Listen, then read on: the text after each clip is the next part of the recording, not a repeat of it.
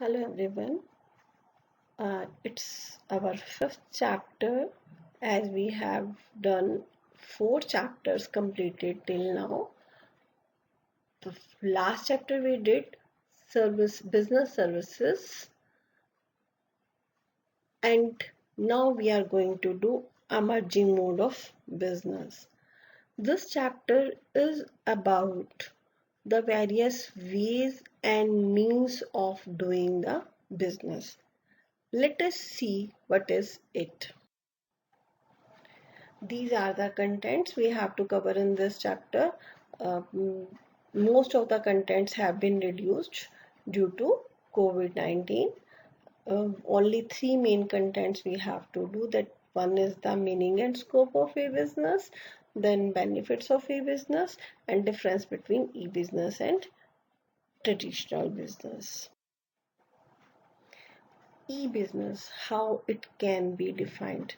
So when I have added the word e with the business, that is going to define the various electronic modes of business. And business, you better know that how business can be defined or what the business is. If you remember that we have classified the business activities that between industry, trade and commerce. So that means if all the activities is being done with the help of electronic measures or electronically, if something is done, then we will say that business is an e-business. Like if insurance is done online, and why should I go to the online insurance when we are or you are asked purchasing something online? That is a part of e-business on the behalf of companies. The companies, they are doing the e-business. So e-business means electronic business, and for this purpose you know that you should have efficient internet system. And whereas we are using the word internet, that is that word is in relation to public thoroughway, but the firms for conducting the e-business, they use their own private networks for the efficient management of business. So let us study e-business and e-commerce. So I don't think that there is any need to define what is e-business and what is e-commerce. E-business is same as business we have studied in our first chapter. The only difference is that in spite of doing any physical business, when with the use of internet some business is being done, that will be called a e-business. As there the business was a broader activity, it was divided between industry and commerce. Then that means the commerce was a part of business in the same way that e-commerce is a part of e-business. So it means e-business is a broader term than the e-commerce. And no doubt that e-commerce covers a lots of interactions between the between their customers and the suppliers over the internet. A company, ABC company is there. If it wants to give any facility to their customers, that's why it establishes its consumer support services, that is customer care services.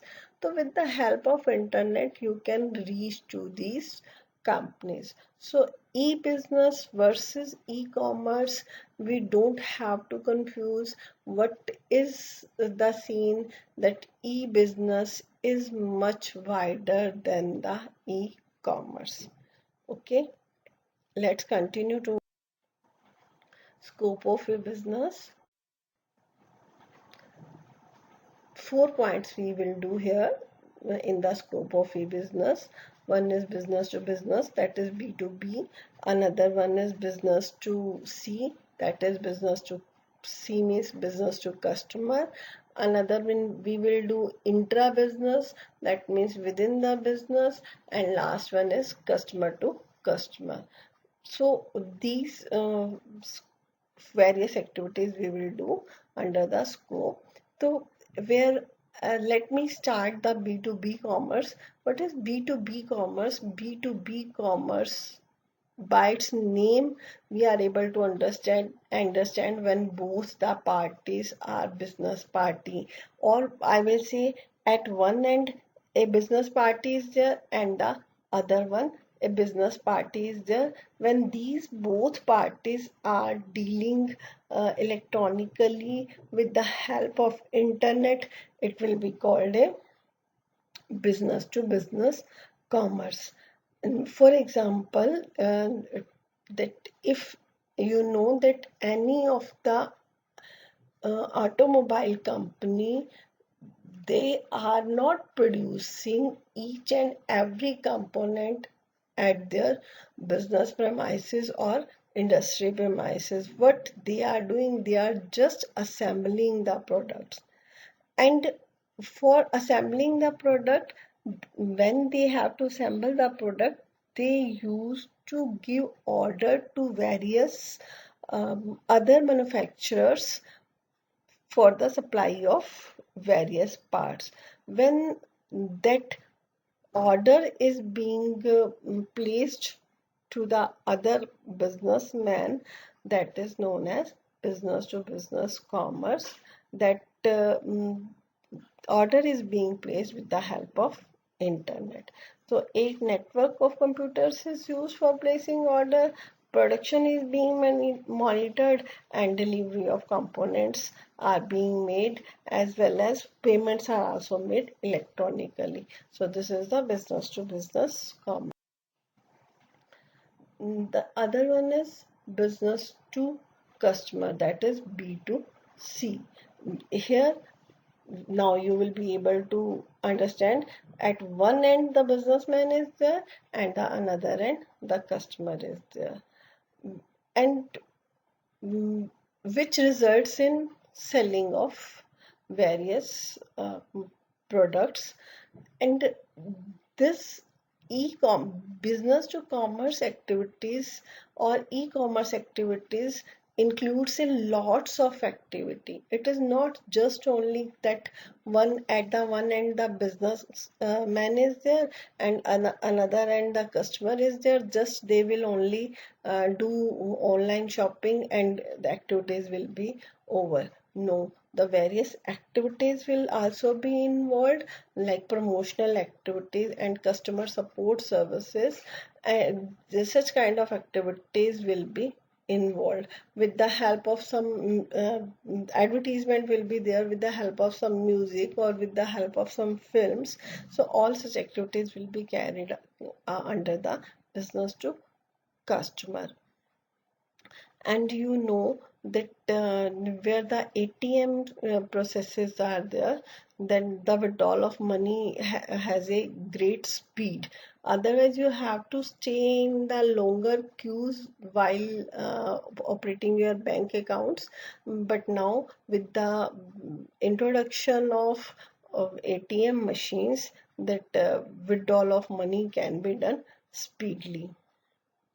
And customer can make use of call centers which are being established by the company by making free calls for um, attending their queries or attend for saying their complaints. The next one, intra-business. Intra-business commerce says that when the within the business, transactions are being done over the internet, like same institution is there but its offices are under its offices are spread over the country. business to business, even education is not a business, but I can quote here with the example of DAV institutions. The DAV institutions are having their headquarters at Delhi. In the DAV college managing committee, when the instructions goes to all the DAVs through the internet with the use of mail and other things, then it will be called intra-business commerce. And every large organization, they use the intranet, that is within the business, for managing their interactions and dealing among the various departments. These are more useful when the customized products are being sold. The customized products are being required at the customer's end. Now the next is C2C commerce. C2C commerce means customer to customer, where one end and the another end both are the customers. And the OLX, Amazon, eBay, these are the best examples that define the C2C commerce. Here if I have to sell my used products, I can go to the such kind of websites. They provide a market system security to such transactions, which otherwise would have been missing if the buyer and seller were to interact in anonymity. I have to sell something on OLX, you have to buy something from the OLX. We will do transactions with each other, but we don't know each other. So such PayPal is the one of good example of C2C commerce, that here when one person buys something, the payment is being reserved with the PayPal and it is being delivered at the moment when the buyer get its goods at its own end. Means PayPal is just working as a intermediary. The person who has to sell the goods, he will not able to receive the money from the end where the person wants to purchase the goods. So PayPal works as a intermediary. Sell करने वाले के यहाँ से goods निकलकर जब तक receive करने वाले के पास गुड्स पहुँच नहीं जाती, पेपाल ऐसा वेबसाइट और ऐसा इलेक्ट्रॉनिक पेमेंट सिस्टम है कि वो बाय करने वाले से पेमेंट लेकर अपने पास रख लेता है, और जब गुड्स रिसीव हो जाती हैं बाय करने वाले को, गुड्स खरीदने वाले को, तब वो सेलर को पेमेंट करता है. So it is all about the day. Thank you.